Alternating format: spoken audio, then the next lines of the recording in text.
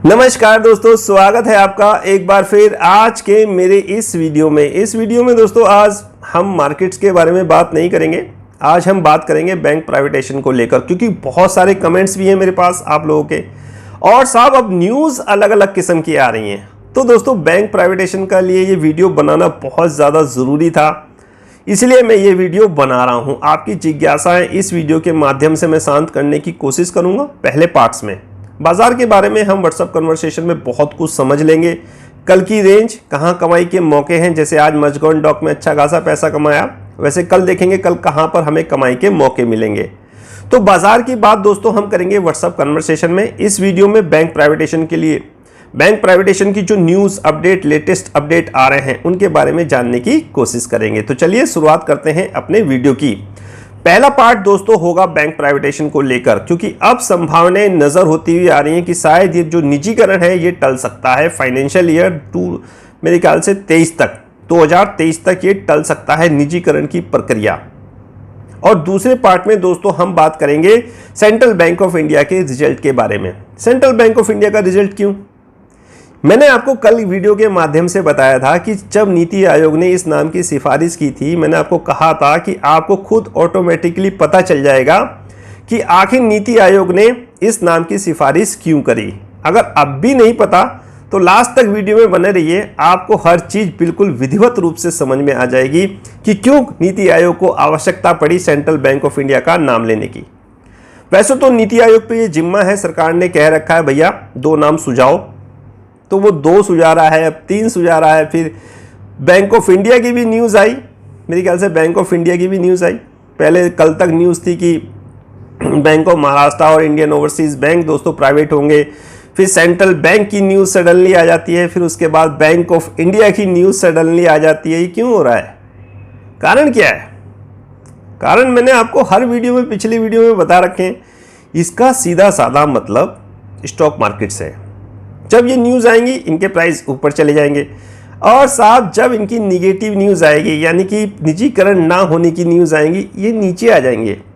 जैसे आज हुआ, जो फिच का अनुमान है, फिच रेटिंग एजेंसी है जो हमारे अनुमान लगाती है, उसी के अनुसार दोस्तों बाहर से पैसा यहाँ आता है। जो रेटिंग एजेंसियाँ अनुमान लगाती हैं ना कि इनकी अर्थव्यवस्था, इस देश की अर्थव्यवस्था ऐसी रहेगी, जीडीपी ऐसी रहेगी, आने वाले समय में सरकार ऐसे कदम उठा रही है तो ये हो सकता है।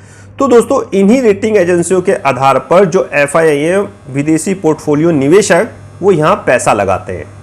तो फिच का अनुमान निगेटिव, नकारात्मक। देखिए फिच का अनुमान है। दूसरी एक न्यूज़ आई है आज, सारी जो न्यूज़ आ रही हैं वो यही इशारा कर रही हैं कि जो निजीकरण है वो कुछ समय के लिए टल सकता है।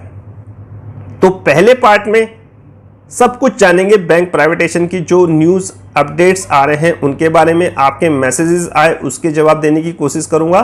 सेकंड पार्ट में दोस्तों सेंट्रल बैंक ऑफ इंडिया के रिजल्ट जानेंगे। इसी रिजल्ट के कारण आप समझ जाओगे कि कल नीति आयोग को क्यों आवश्यकता पड़ी सेंट्रल बैंक ऑफ इंडिया का नाम देने की। तो चलिए फिर साहब देर किस बात की, एक एक पॉइंट उठाते हैं और एक एक पॉइंट समझने की कोशिश करते हैं। सबसे पहले आपकी स्क्रीन पर जो आ रहा है एक चार्ट आ रहा है दोस्तों, बगल में देखिए। इस चार्ट के माध्यम से आप बहुत कुछ समझेंगे। पूरी महिमा, पूरा खेल ये इसी चार्ट पे हो रहा है। इस समय प्रमोटर की होल्डिंग इन 4 बैंकों में साहब जबरदस्त है। आप कहते हैं सर 6 बैंक के लगाने की कोशिश करिए। 6 बैंक भी दोस्तों मैं किसी दिन लगा दूंगा। आप फिलहाल इन बैंकों को समझिए कि इन बैंकों में प्रमोटर की होल्डिंग कितनी है। इन बैंकों में दोस्तों प्रमोटर की होल्डिंग IOB जो है, bank of India, central bank of India, bank of Maharashtra जो बगल में लगे हुए हैं, इनमें 90% से ऊपर है प्रमोटर की होल्डिंग। सरकार की हिस्सेदारी कितनी है? 65 से 70% सरकार की हिस्सेदारी, कहीं कहीं ज़्यादा भी है। वो मैंने पिछली वीडियो में आपको सब कुछ बता रखा है। तो ये जो 90 से 95% प्रमोटर की होल्डिंग है ना मेरे भाई, यही ये सारा खेल है प्राइवेटेशन का, निजीकरण का। जो न्यूज़ आ रही है कि अब ये बैंक हो जाएगा, अब ये बैंक हो जाएगा, अब सेंट्रल बैंक ऑफ इंडिया हो जाएगा, अब इंडियन ओवरसीज़ बैंक हो जाएगा, अब बैंक ऑफ महाराष्ट्र हो जाएगा, ये जो है ये कम होती जाएगी। अब कहोगे साहब अब कम कैसे हो जाएगी?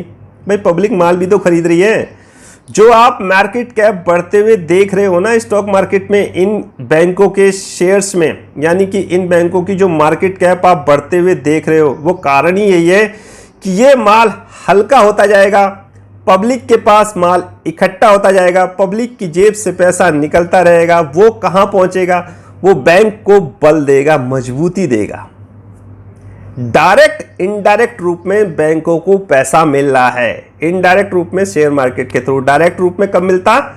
जब बैंकों के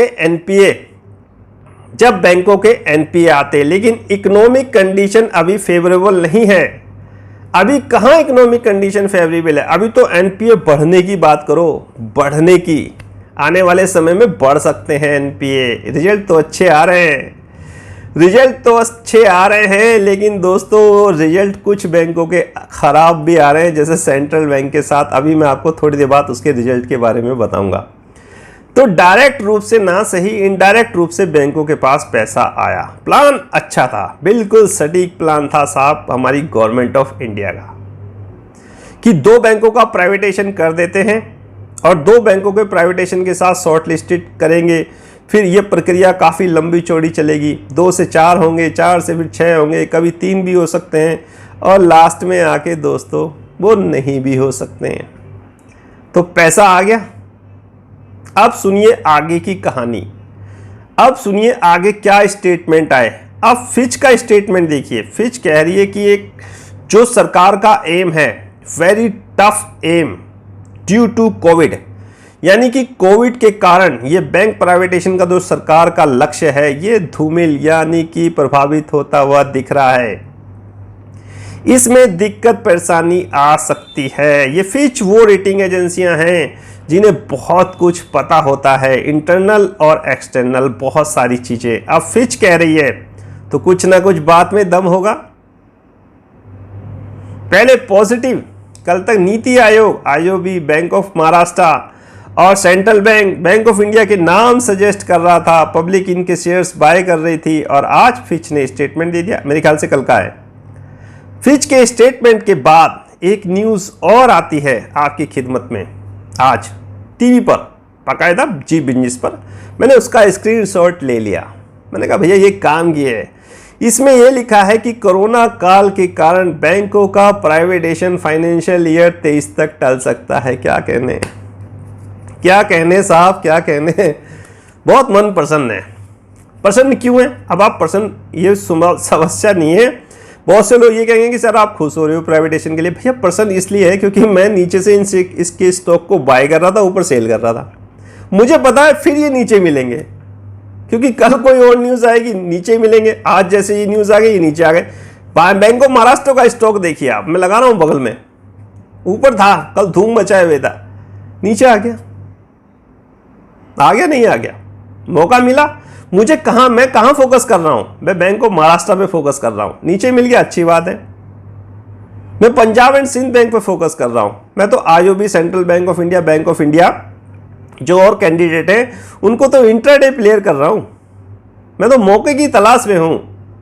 तो नीचे बाय करता हूं, शाम तक ऊपर बेच देता हूं, ठीक ठाक सी क्वांटिटी रखता हूं, अच्छा खासा पैसा कमा लेता हूं, आपको भी कमा के दे देता हूं कि ले लो भैया। बैंक ऑफ महाराष्ट्र को होल्ड करके रखो, पंजाब एंड सिंध बैंक को होल्ड करके रखो। ये टली है, लेकिन ऐसा नहीं है कि नहीं होगी। अभी टली है, अभी न्यूज़ है। सरकार की तरफ से तो कोई स्टेटमेंट नहीं आया। जिस दिन सरकार की तरफ से कोई स्टेटमेंट आ जाएगा कि भाई हम निजीकरण को नहीं कर रहे हैं, उस दिन बल्ले बल्ले। और ऐसा पॉसिबल भी है क्योंकि मर्जर की संभावनाएं दोस्तों अभी कम नहीं हुई हैं। तो निगेटिव न्यूज़ क्या असर डालती है स्टॉक प्राइस पर, पॉजिटिव न्यूज़ क्या असर डालती है, वो आपने देख ही लिया। 2 दिन से अब मैं यही तो बताने की कोशिश कर रहा हूं। बल्कि ये क्या, मैं तो पिछली वीडियो से, हर वीडियो से यही कह रहा हूं कि भैया इसका सादा संबंध स्टॉक मार्केट से है। समझ जाओ, पैसे कमा लो साहब, पैसे कमा लो। तो 2 न्यूज़ आपने देख ही ली। समझ गए आप? नहीं समझे तो यार व्हाट्सअप है, वहां जुड़िए। तो दोस्तों अभी भी बहुत सारी उम्मीदें कायम हैं। निजीकरण बहुत मुश्किल जटिल प्रक्रिया है, मैंने आपको सारी चीज़ें बता रखी हैं। मर्जन बहुत ही एक सफल प्रक्रिया थी सरकार की, जैसा सरकार ने 27 से 12 को किया। यानी कि 27 बैंकों की संख्या को घटा के 12 करा। अब 12 को साहब वो सरकार 5 या 6 करना चाहती है, तो merger is a best policy. सरकार की मर्जर करना चाहिए यार। अब देखते हैं भाई, सरकार का अपनी सोच है, अपने इकोनॉमिक्स पैनल है उनके पास, हमसे ज़्यादा जानकारी वाले लोग हैं, तो वो क्या सोच रहे हैं। लेकिन दोस्तों हमें इस मौके को नहीं गंवाना चाहिए। इस मौके, ऐसे मौके बहुत कम मिलते हैं कि 6-6 बैंकों में आपको अपॉर्चुनिटी मिल रही है पैसा कमाने की। हर बैंक अपॉर्चुनिटी दे रहा है। बैंक ऑफ कल साहब हमें पैसा IOB और BOM में कमाया था, उसके बाद सेंट्रल बैंक में हमें जैसी न्यूज़ आई वैसे साहब, फिर बैंक ऑफ इंडिया। लेकिन हम अपना जो प्राइवेटेशन का जो हम लक्ष्य मान के चल रहे हैं कि ये बैंक प्राइवेट हो सकते हैं, उसमें साहब हम अटल हैं, बिल्कुल खड़े हुए हैं एक जगह, Bank of Maharashtra and Punjab and Sind Bank. तो दोस्तों मैं यही बताना चाह रहा था, जैसे जैसे पॉजिटिव न्यूज़ आएंगी वैसे वैसे इनके प्राइस ऊपर चले जाएंगे, जैसे जैसे निगेटिव आएंगी वैसे इनके प्राइस नीचे आ जाएंगे। माल पब्लिक के पास आ जाएगा, पैसा बैंक के पास आ जाएगा या सरकार के पास आ जाएगा। बैंक भी खुश, पब्लिक भी खुश। पब्लिक खुश किस लिए? आप कहोगे सर रेट नीचे आ गए, हम क्यों खुश किस लिए? भाई आपको सस्ते रेट में यार बैंकों का शेयर्स मिल गया ना, IOB 20 रुपये में। आप देखो ना, प्रमोटर के साथ खड़े हो, आप प्रमोटर के साथ खड़े हो मेरे भाई। किस्मत पलटते हुए देर नहीं रखती है स्टॉक मार्केट में। अपना माल उस दिन ये ऊपर बेचना शुरू करेंगे ना, उस दिन आपकी भी किस्मत चमक जाएगी। जैसे IOB हमने 10 रुपये पे लिया, कह रहे थे, मुझसे कहते थे लोग बाग कि सर आप कहाँ ले रहे हो IOB, ये तो बहुत मेरे ख्याल से ऐसा है वैसा है। बहुत सारे मुझे एग्जाम्पल देते थे, इनके रिजल्ट बताए जाते थे, NPF दिखाए जाते थे, ग्रोस NPA दिखाए जाते थे, प्रोविजनिंग दिखाई जाती थी। मैं कहता था ले लो यार 10 रुपये में क्या बुरा है, 27 रुपये में PNB ले लो, क्या बुरा है, ले लो यार। जब हमें काम ही स्टॉक मार्केट में करना है तो हमें सस्ती चीज़ मिल रही, हमने ले लिया। SBI 160 में कहते थे सर नीचे चला जाएगा, नीचे चला जाएगा। मैंने कहा भाई ले लूँ, 160 में कहाँ मिल रहा है SBI, सरकारी बैंक कहाँ मिल रहे हैं, ले लिए साहब। अब न्यूज़ आ रही है, अब अपनी चांदी कट रही है। तो दोस्तों किस्मत पलटते हुए देर नहीं लगती। जब भी इनकी कोई पॉजिटिव न्यूज़ आएंगी, अभी टले हैं, समाप्त नहीं हुई है प्राइवेटेशन की, कल कुछ और नई न्यूज़ निकल के आ सकती है, सरकार का स्टेटमेंट भी आ सकता है। माल बहुत है सरकार के पास बेचने के लिए। किन बैंकों में? इन बैंकों में। मैंने हिस्सेदारी बताई ना पहले, हाँ समझ जाओ यार। तो चलिए, कल एक पॉइंट और दोस्तों था कि सरकार ने एकदम, नीति आयोग ने एकदम झटपट सेंट्रल बैंक ऑफ इंडिया का नाम दिया और साहब उसमें झटपट आग लग गई। फिर शाम को उसके रिजल्ट आए। क्या ऐसे रिजल्ट, इतने बढ़िया रिजल्ट पेश किए, या सर उन रिजल्ट की वजह से उसमें आग लगी, या कारण कुछ और था? सब कुछ जानेंगे। बता दिया है मैंने पिछला, पहले मैंने सब कुछ आपको बता दिया। अब थोड़ा सा इसके सेंट्रल बैंक के रिजल्ट भी देख लो। जैसा आपने कमेंट्स और क्वेश्चंस करा था कि सेंट्रल बैंक ऑफ इंडिया के रिजल्ट के बारे में भी सर वीडियो बनाइए, तो मैंने सोचा क्यों ना इसी में इसको सम्मिलित कर दिया जाए, क्योंकि जुड़ा हुआ भी मैटर है। कल मैंने वीडियो में भी आपसे कहा था कि आपको खुद पता चल जाएगा कि नीति आयोग ने सेंट्रल बैंक ऑफ इंडिया का नाम क्यों लिया, क्यों कहा सेंट्रल बैंक ऑफ इंडिया भी प्राइवेटेशन की दौड़ में है। चलिए साहब, कहानियां बहुत हैं सुनाने के लिए, थोड़ा सा सेंट्रल बैंक ऑफ इंडिया के रिजल्ट पर भी करते हैं फोकस कि क्या करा सेंट्रल बैंक ऑफ इंडिया ने इस क्वार्टर में और पिछले 2020 से अब तक। चलिए शुरुआत करते हैं। तो इससे दोस्तों हमें जानने की ये कोशिश मिलेगी कि आखिर बैंकों की हालात कैसे हैं, उनके किस प्रकार के हालात हैं, उनके NPA बढ़ तो नहीं रहे हैं। एक बैंक का रिजल्ट देख लो तो ऐसा नहीं है कि सभी बैंकों का आप अनुमान लगा सकते हो, लेकिन मोटा मोटी दोस्तों मैं कुछ बैंक लेके आता हूँ आपके लिए, या तो जिनके सबसे अच्छे रिजल्ट हो या फिर साहब जिनके सबसे ख़राब रिजल्ट हो।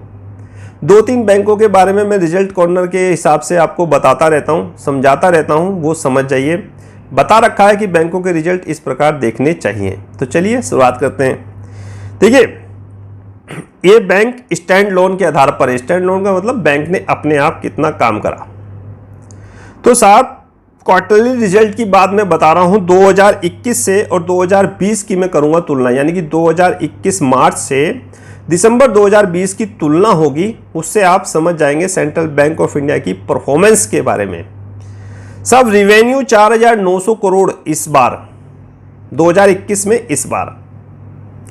और साहब 5,809 करोड़ कमाए थे दिसंबर 20 में। कम, पहली चीज कम। रिवेन्यू जो जनरेट की वो कम की। इंटरेस्ट जो पे कर दिया किसको, जैसे मेरी एफडी है वहां पर, उसको पे कर दिया 3,373 रुपये। एक्सपेंसिव 4,866 रुपये।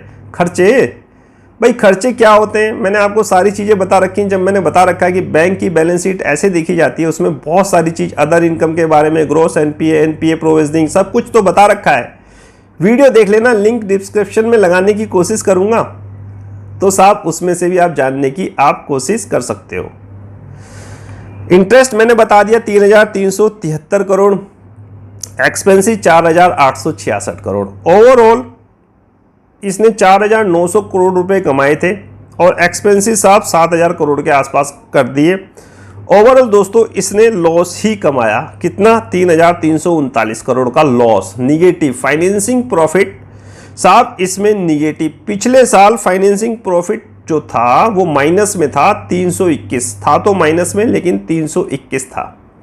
तो फाइनेंसिंग प्रॉफिट दोस्तों बैंक का खराब, 3,339 करोड़ का लॉस। फाइनेंसिंग प्रॉफिट का margin -68%। Other income 895 crore. Depreciation 0, profit before tax, tax से पहले 2,444 करोड़ बैंक ने कमाए थे। स्क्रीनशॉट में लगाने की कोशिश करूंगा। बाकी सारी चीज़ें अगर आप मंगाना चाहो तो मैं डिजिटल नोट्स के माध्यम से आपके पास भेज भी दूंगा, सर्किल वगैरह, अंडरलाइन वगैरह करके। और पिछली बार दिसंबर क्वार्टर में दोस्तों इसने करा था 454 करोड़ रुपए का प्रॉफिट। इस बार साहब घटा दिया, अब 45% टैक्स दे दिया। पिछली बार इसने 62% टैक्स दिया था। ये जो टैक्स की डिफरेंसेस होती है ना, ये भी मैंने आपको सारी चीज़ें बता रखी हैं कि कभी कभी कम, कभी ज़्यादा। ये चीज़ें भी दोस्तों समझने की होती हैं। बैलेंस शीट जब आप चेक करते हो किसी बैंक के रिजल्ट, तो ये चीज़ जानने की होती हैं। कभी टैक्स ज़्यादा क्यों लग रहा है, कभी कम क्यों लग रहा है, ये अदर इनकम होती क्या है। नेट प्रॉफिट साहब पहले इसने कमाया था 166 करोड़। किसने, सेंट्रल बैंक ऑफ इंडिया ने। कब, 2020 में, मार्च 2020 में। अब मार्च नहीं, दिसंबर 2020 में क्वार्टरली रिजल्ट की बात कर रहे हैं। और अब साहब इसने कमाया है 1442 करोड़। कहीं पर आपको ये 1300 करोड़, कहीं पर 1400 करोड़ मिलती हुई नजर आएगी। जैसे जैसे आप किसी मेरे ख्याल से कोई और ऐप पे चेक करोगे, वहां कुछ डिफरेंस फिगर होती हुई नजर आएंगी, कहीं कुछ और होती हुई नजर दिखेंगी, तो उसमें थोड़ा सा एडजस्टमेंट कर लेना। बाकी 1442 करोड़ मुझे स्कैनर की ऐप पे दिखा रहा है 2021 में। यानी कि कुल मिला के दोस्तों बैंक ने 1,442 करोड़ का घाटा ही करा है। घाटा। अर्निंग पर शेयर कहां से देगा जब घाटा हो रहा है, -2.45 रुपये। अच्छा साहब, पिछले साल से अगर हम तुलना करें, पिछले साल की इस साल से, मार्च 31 से और पिछले साल मार्च 20 तक, यानी कि जो मार्च 21 है जो ये गया है, और पिछले साल से अगर हम इसकी तुलना करें, यानी कि 2020 और 2021 की हम तुलना करें, तो देखते हैं क्या स्थिति निकल के आती है। रेवेन्यू 22,830 करोड़ थी मार्च 21 में, और 23,676 करोड़ थी मार्च साहब 2020 में, एक साल पहले। इंटरेस्ट 14,543 करोड़ दे दिया, और पहले दिया था इसने 16,005। एक्सपेंसेस 12,758, पिछली साल दिए थे इसने 12,113। पिछले साल भी इसने 4,442 करोड़ का घाटा करा था, और इस साल भी इसने 4,471 करोड़ का घाटा करा। ये चीज दर्शाती है कि बैंकों की हालत। आप देखिए घाटा, देखिए ना, घाटा देखिए आप। अभी तो प्रोविजनिंग भी आ रही है, आगे आगे प्रोविजनिंग भी सुनाऊंगा।